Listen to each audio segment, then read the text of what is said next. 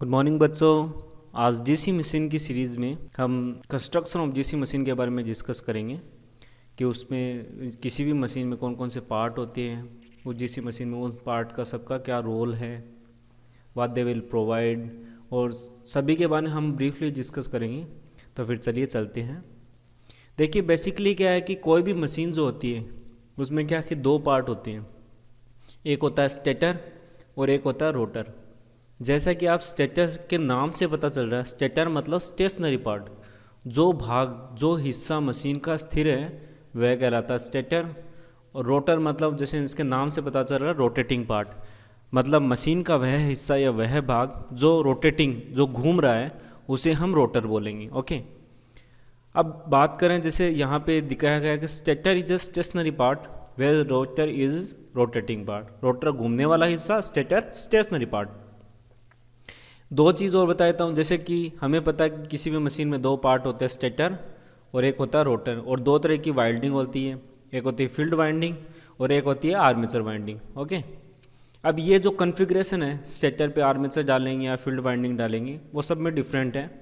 यहाँ हम DC machine में जो फील्ड वाइंडिंग होती है वो लगाएंगे स्टेटर पे, और आर्मेचर वाइंडिंग जो होती है वो होती है रोटर के ऊपर। ठीक है, अब आर्मेचर वाइंडिंग को रोटर पे लगाने का कारण है क्योंकि हमें पता है कि जनरेशन जो होता है वो अल्टरनेटिंग करंट नेचर का होता है, लेकिन हमें क्या है डीसी जनरेटर में या डीसी मशीन्स में आउटपुट में डीसी या सप्लाई में डीसी चाहिए, तो उसके लिए कम्यूटेटर की आवश्यकता होती है। और कम्यूटेटर क्या कि वो तभी वर्क करेगा जब रोटेट कर रहा हूँ, इसीलिए हम क्या करते हैं आर्मेचर वाइंडिंग को रोटर पे लगाते हैं, क्योंकि रोटर पे लगाएंगे तो उससे क्या होता है कि हमारा जो कम्यूटेटर है, मशीन का जो पार्ट है कम्यूटेटर, वो क्या करता है एसी को डीसी में रेक्टिफाई कर सकता है अगर वो घूम रहा है तो।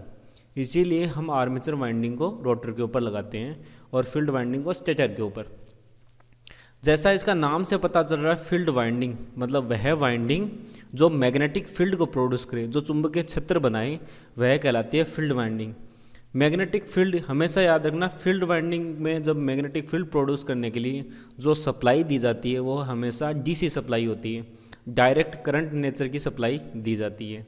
तो अगर ये कोई पूछे कि फील्ड वाइंडिंग को कौन सी सप्लाई से जोड़ेंगे, तो आप डायरेक्टली बोल सकते हो डीसी सप्लाई से जोड़ेंगे या बैटरी से जोड़ेंगे। ओके, जैसे कि आप इस फिगर में देख पा रहे हैं, यहाँ पे ये आपकी एक डीसी मशीन का लेआउट है, जिसमें ये जो बाहर का पार्ट है, जो स्टेशनरी पार्ट है, जो स्थिर रहता है, वो तो है स्टेटर। ये पूरा भाग ये है स्टेटर, और यहाँ पे स्टेटर के कुछ पोल्स हैं, फील्ड पोल्स हैं, और ये जो अंदर का जो पार्ट है ये है आपका रोटर, या जिसे हम बेसिकली आर्मेचर भी बोल सकते हैं क्योंकि आर्मेचर हमारा रोटर के ऊपर लगी होती है। ठीक है, तो आप ये देखिए यहाँ पे ये है जो स्टेटर का जो पार्ट है, इसे हम बोलते हैं योक, जो बाहर का हिस्सा है, जो वाइंडिंग को या उसके अंदर जो रोटर है इसके अंदर के जो एलिमेंट्स होते हैं मशीन के, उसको बचाता है, बाहरी सुरक्षा मैकेनिकल प्रोटेक्शन देता है, वो होता है योक। फिर इस योक के ऊपर देखिए ये पोल्स लगे हैं, ये पोल लगे हैं, आपका एस पोल है, जैसे ये एन पोल है, ये पोल्स लगे हैं, और इन पोल के ऊपर जो वाइंडिंग लगी होती है वो होती है फील्ड वाइंडिंग। ये पोल्स के ऊपर वाइंडिंग जो है ये है फील्ड वाइंडिंग। वैसे ही आप इसके अंदर देखिए, ये अंदर का जो हिस्सा है वो है आर्मेचर। ठीक है, जो रोटेटिंग पार्ट है वो है आर्मेचर। ये जो आर्मेचर होता है वो आपको ऐसे दिखता है, लेकिन ये क्या होता है लेमिनेटेड होता है। लेमिनेटेड मतलब बहुत सारी स्ट्रिप्स को मिला के बना होता है। जैसे कि आपने कभी ट्रांसफॉर्मर देखा हो, ट्रांसफॉर्मर क्या होता है एक सिंगल कोर से नहीं बना होता, वो लेमिनेटेड स्ट्रिप से बना होता है। ठीक है, कुछ इस टाइप की पत्तियाँ होती हैं, वैसे ही ये सब पत्तियाँ मिलके और इस आर्मेचर कोर का निर्माण करती हैं। अब इन पत्तियों की अगर बात करें, ये जो स्ट्रिप्स होती है, ठीक है, इनमें क्या है, ये जो है ये है स्लोट। स्लोट वह स्लोट जिसके अंदर आर्मेचर वाइंडिंग, भैया आर्मेचर वाइंडिंग को डालने के लिए, लगाने के लिए इस आर्मेचर में कोई जगह तो चाहिए, कोई स्लोट तो किया होना चाहिए। तो ये क्या है, ये जितने भी हैं ये सब स्लोट्स हैं। ठीक है, ये है जिसमें आर्मेचर वाइंडिंग को लगाया जाता है, ओके, लपेटा जाता है। ये जो स्लोट के दो हिस्सा है, जैसे आप ये हिस्सा देख रहे हो, दो स्लोट के बीच में ये हिस्से, ये क्या जैसे मनुष्य के जो दांत होते हैं, टिथ होते हैं, उसके जैसे दिख रहे हैं, तो इसीलिए इनको बोला जाता है टिथ। ओके, ये टिथ हो गए, ये स्लोट्स हो गए।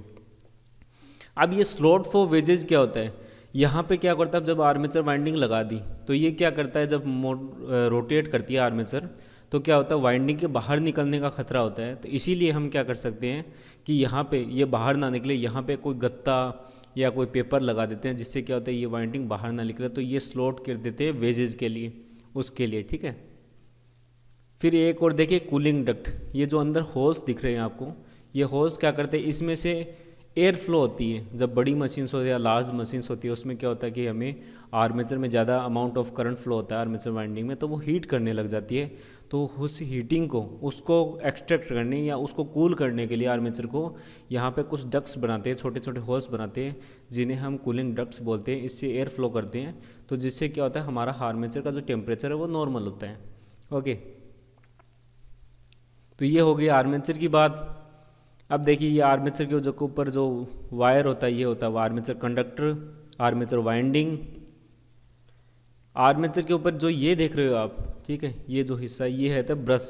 ब्रश क्या होता है, जैसे हमारा लोड तो क्या होता है स्टेशनरी होता है, बल्ब नहीं घूमता कभी भी, लेकिन जो रोटर है, रोटर से तो सप्लाई मिलेगी उस बल्ब को, लेकिन रोटर तो घूम रहा है, तो रोटर उस रोटेटिंग पार्ट को स्टेशनरी लोड से कनेक्ट करने के लिए हम का इस्तेमाल करते हैं ब्रश का। जो ये दोनों चीज़ें ये है ब्रश। फिर कम्यूटेटर, जैसा कि मैंने बताया था एसी को डीसी में कन्वर्ट करना है, रेक्टिफाई करने के लिए कम्यूटेटर का इस्तेमाल किया जाता है। और ये है टर्मिनल बॉक्स, जिससे हम अगर जनरेटर है तो यहाँ से आउटपुट लेंगे यहाँ से, और अगर मोटर है तो यहाँ पे आउटपुट सप्लाई देंगे। ओके, चलिए अब इनका ब्रीफली हम डिस्कस करते हैं इन पार्ट्स के बारे में। तो सबसे पहले बात करेंगे स्टेटर की। तो स्टेटर क्या होता है किसी मशीन में, उसमें दो पार्ट्स होते हैं, योक और फील्ड पोल। जैसे आप देख रहे हो ये बाहर का जो आउटर कवरिंग है ये पूरा है योक जो सपोर्ट दे रहा है यहाँ पे, और जो ये अंदर वाला हिस्सा है इस योक के ऊपर जो लगी ये है पोल्स, फील्ड पोल्स, जिस पे फील्ड वाइंडिंग लगी होती है। तो चलिए अब इनके बारे में सभी के बारे में डिटेलली डिस्कस करते हैं। सबसे पहले देखिए योक, जिसे हम कह रहे हैं आउटर फ्रेम, ये होता है आउटर होलो सिलेंड्रिकल शेप का है, ठीक है। ये क्या करता है, ये करता है कि जो मेन पोल, भाई अगर योक नहीं होता तो आप इन पोल को कहाँ लटकाते, कि नीचे गिर जाता, भाई सपोर्ट चाहिए ना, पोल को लगाने के लिए कोई जगह तो चाहिए। जैसे आप कोई फ्रेम लगाते हो दीवार पे, तो दीवार पे पहले उसको कील लगाना पड़ता है, फिर उसी तब इस दीवार के सपोर्ट पे तो आप फ्रेम लगा सकते हो, हवा में तो नहीं लगा सकती। वैसे क्या होता है ये फील्ड पोल्स है, इनको जगह चाहिए जहाँ पे आप इसको अटैच कर सकते हो। तो क्या करोगे आप योक के ऊपर अटैच करोगे, ठीक है। ये क्या हो रहा है, इसके ऊपर मेन पोल और जो इंटरपोल्स होते हैं, इंटरपोल मतलब दो पोल्स के बीच में जो छोटे छोटे पोल्स होंगे वो हम आगे डिस्कस करेंगे, वो लगे होते हैं योक के ऊपर, ठीक है। अब ये क्या होता है, मशीन जो है वो किसी फाउंडेशन पर टिकी हुई होती है, ठीक है, उसे हम क्या बोलें योक। भाई अंदर के जो है ये फील्ड पोल्स वगैरह ये सब योक से ही तो जुड़े हुए हैं। योक किसका बना होता है, जो बड़ी मशीन्स होता है उसमें जो योक बना होता है वो होता है कास्ट स्टील का, और अगर छोटी साइज़ की मशीन है जिसकी रेटिंग कम है उसके लिए जो योक बना होता है वो बना होता है कास्ट आयरन का। क्या कर रहा है, पोल कोर, योक क्या काम कर रहा है, पोल कोर को सपोर्ट दे रहा है, और क्या है कि मैकेनिकल प्रोटेक्शन प्रोवाइड कर रहा है किसको, इनर पार्ट्स ऑफ मशीन। जैसे क्या होता है कि मशीन में आर्मेचर भी होता है अंदर, उसके पोल्स भी होते हैं, ये वाइंडिंग भी होती है फील्ड वाइंडिंग, इन सबको क्या कर रहा है मैकेनिकली प्रोटेक्शन प्रोवाइड कर रहा है कौन, योक। अगर मान लो ये नहीं होता तो कोई भी, जैसे कि मशीन खुली हुई होती, कोई भी बच्चा वाइंडिंग को टच कर सकता, या उसके अंदर आर्मेचर में पानी, कुछ भी प्रॉब्लम्स हो सकती है। इसके लिए हम क्या करते हैं आउटर कवरिंग या योक लगाएंगे। ओके, तो क्या करता है मैकेनिकल प्रोटेक्शन प्रोवाइड करता है। और जो योक है वो क्या करता है, लो रिलेक्टेंस पाथ होता है इसका। जैसे कि इलेक्ट्रिक सर्किट में रेजिस्टेंस होता है, वैसे ही मैग्नेटिक सर्किट में रिलेक्टेंस होता है। तो रेजिस्टेंस क्या होता है, धारा के प्रवाह के विरोध करता है, और वैसे रिलेक्टेंस मैग्नेटिक सर्किट में मैग्नेटिक फ्लक्स के प्रवाह का विरोध करता है। तो अगर रिलेक्टेंस कम है तो मैग्नेटिक फ्लक्स इजीली पास हो सकता है। तो योक जो है वो ऐसे मटेरियल का बना हो जिसका रिलेक्टेंस लो हो। ओके, वो क्या करता है मैग्नेटिक फ्लक्स को पास कर सकता है इसीलिए। अब लो रिलेक्टेंस किसके कंपैरिजन में, एयर के कंपैरिजन में। जो मटेरियल होगा योक का उसका रिलेक्टेंस लो होगा एयर के कंपैरिजन में। ओके, फिर हम देख रहे हैं सेकंड फील्ड पोल्स। तो फील्ड पोल जैसे आप यहाँ पे देख रहे हो ये फील्ड पोल है। इस पोल में क्या दो पार्ट है, एक तो ये आ गया आपका पोल कोर जिसके ऊपर आपकी फील्ड वाइंडिंग लगी होगी, और दूसरा ये जो जूते जैसी संरचना नीचे, भाई ह्यूमन का मानव का जूता, हम जो जूते पहनते हैं वो कुछ इसी शेप का होता है, तो इसे हम बोलते हैं पोल शू। तो जो पोल होता है वो दो टुकड़ों में बटा हुआ है, वो क्या है, एक तो पोल कोर, ये पोल कोर है पूरा, और ये क्या है पोल शू जो जूते जैसी संरचना है, ठीक है। अब पोल कोर क्यों लगाया, पोल शू क्यों लगाया, देखिए पोल कोर पे क्या होता है, पोल कोर पे जो फील्ड वाइंडिंग है, भाई लपेटोगे ना फील्ड वाइंडिंग, कहीं तो कोई जगह तो चाहिए, तो वो क्या करते हैं पोल कोर पे लपेट देंगे हम। देखिए फील्ड वाइंडिंग हमने इस पोल कोर पे लपेट दी, ठीक है। अब ये जो पोल शू लगाया वो क्यों लगाया, देखो अगर पोल शू नहीं होता, सपोज ये पोल्स यू नहीं हो, यहाँ पे ये जो पोल्स यू नहीं हो तो ये वाइंडिंग वो निकल के नीचे गिर जाए, ठीक है। तो इसको ये वाइंडिंग निकल के नीचे ना गिरे इसलिए क्या लगाते हैं हम, पोल्स यू करते हैं। पोल्स यू क्या करता है, इस वाइंडिंग को नीचे गिरने से बचाता है या बाहर निकलने से बचाता है। फील्ड वाइंडिंग का जैसे मैंने बताया था डीसी सप्लाई से कनेक्ट करेंगे, फील्ड वाइंडिंग हमेशा डीसी सप्लाई से ही कनेक्ट होगा। अब ये देखते हैं इसके कुछ स्टेटमेंट। फील्ड पोल्स जो होंगे वो दो होते हैं, दो पार्ट में, पोल कोर और पोल्स यू। पोल कोर क्या करता है, फील्ड वाइंडिंग, ये पोल कोर देखिए इस पर फील्ड वाइंडिंग लगी है यहाँ पे।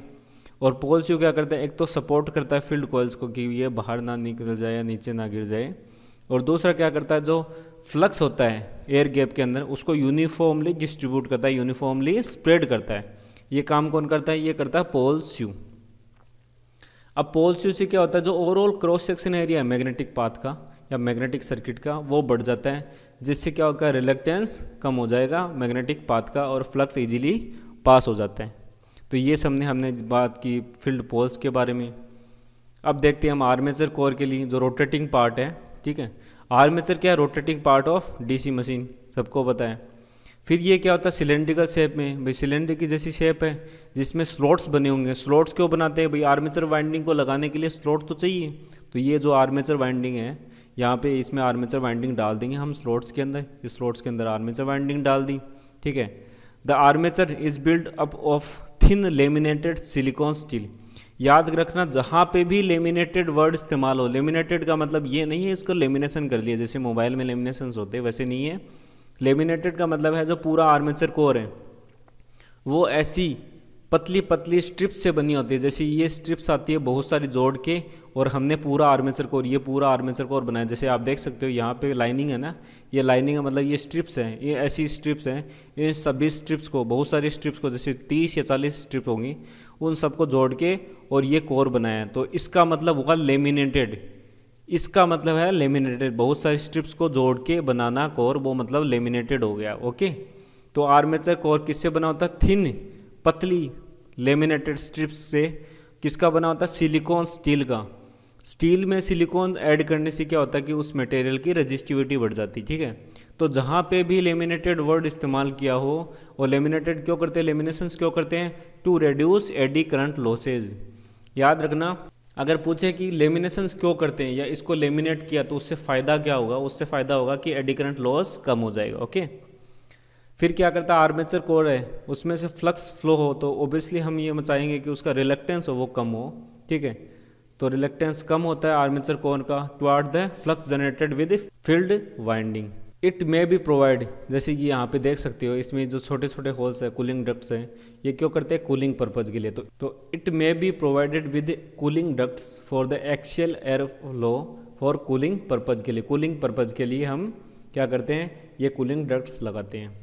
जैसे कि आप यहाँ पे देख सकते हो इस फिगर में, ठीक है। यहाँ पे जो आर्मेचर, इस पे आर्मेचर पे जो वाइंडिंग देख रहे हो, ये है आर्मेचर वाइंडिंग, ये पार्ट है इसको बोलते हैं शाफ्ट, ये है आपकी laminated silicon steel armature core, okay. और ये जो है ये है कम्यूटेटर जो एसी को डीसी में कन्वर्ट करता है, ओके।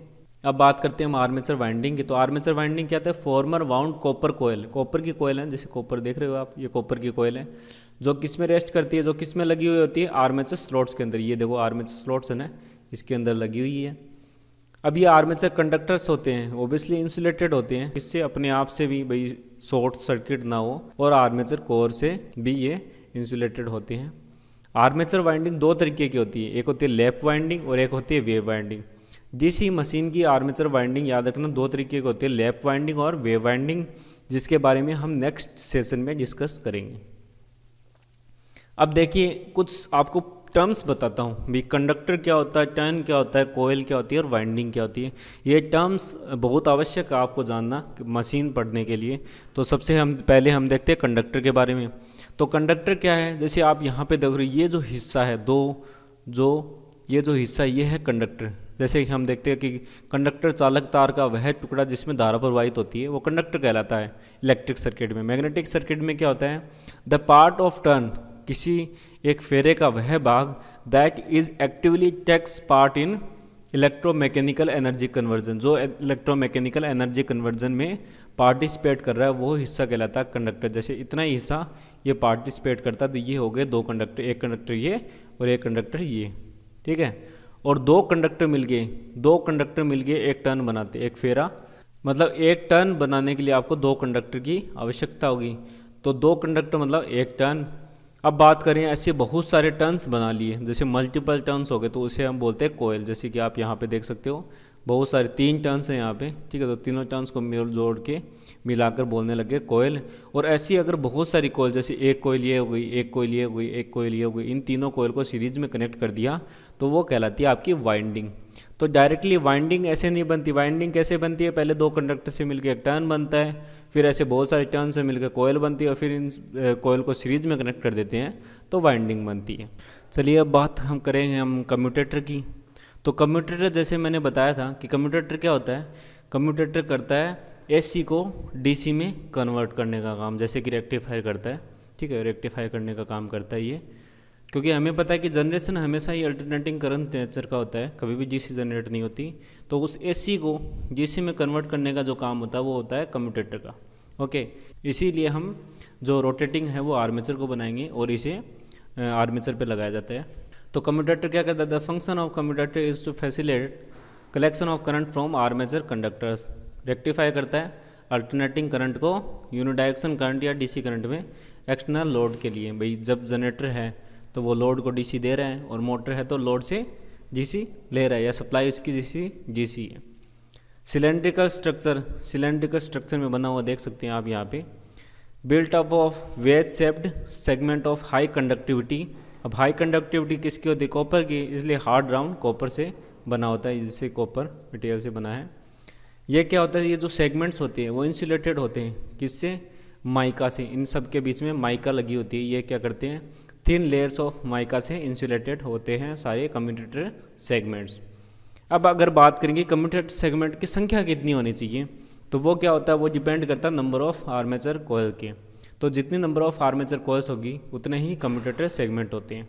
तो number of commutator segment is equal to armature coil के नंबर के इक्वल होती है, ओके।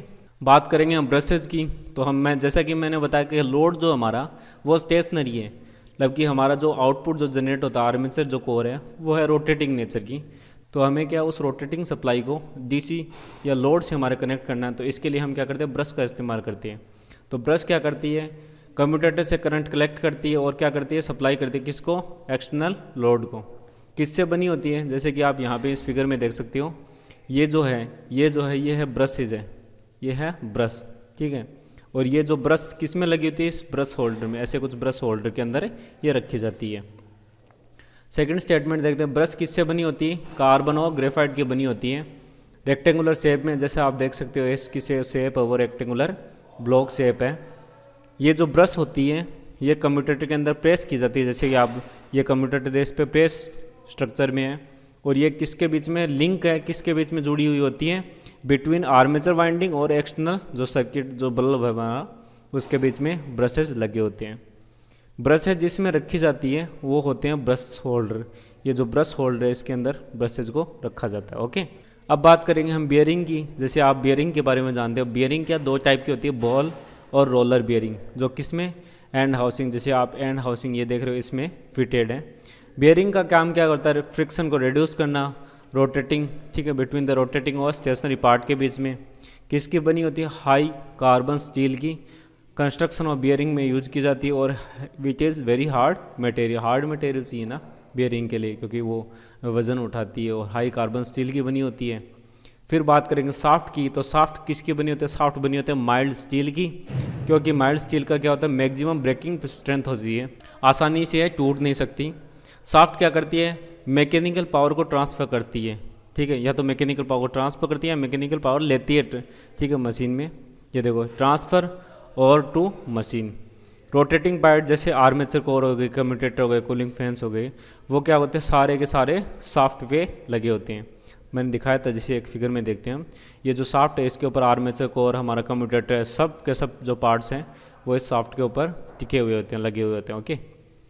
तो आज हमने सारे पार्ट्स के बारे में डिटेलली डिस्कस किया। अगर फिर भी कोई रिलेटेड क्वेरी है आपको इस सेशन से रिलेटेड, तो आप कमेंट सेक्शन में कमेंट कीजिएगा। धन्यवाद।